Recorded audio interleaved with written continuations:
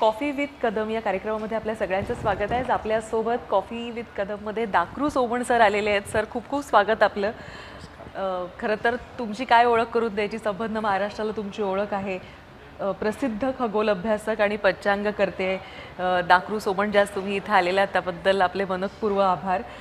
खरं तर वयाच्या 84व्या वर्षी, मी तुमचं वय काढत नाही आहे, पण वयाच्या 84व्या वर्षीसुद्धा जो उत्साह तुमच्यामध्ये आहे, जी एनर्जी तुमच्यामध्ये आहे, ही ऊर्जा कुठून येते हा प्रश्न नक्कीच आम्हाला पडला आहे. चांगला प्रश्न विचारला आहे. याचं कारण म्हणजे माझा छंद आकाश दर्शनाचा. आकाश दर्शन म्हणजे विश्वामध्ये आपलं स्थान किती नगण्य आहे ही जाणीव होते, नम्रता येते स्वभावात आणि काहीतरी नवीन करायची इच्छा होते. त्यामुळे आकाश दर्शन छंदामुळेच मला उत्साह येतो.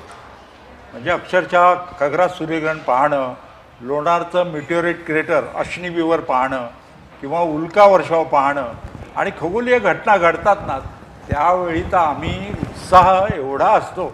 आणि खगोलशास्त्राचं एक आणखी महत्त्वाचं आहे, आपण आनंद घ्यायचाच दुर्बिणीतून पाहून, पण इतरांना आनंद द्यायचा आणि इतरांना आनंद देतानाच आपल्याला आनंद होतो.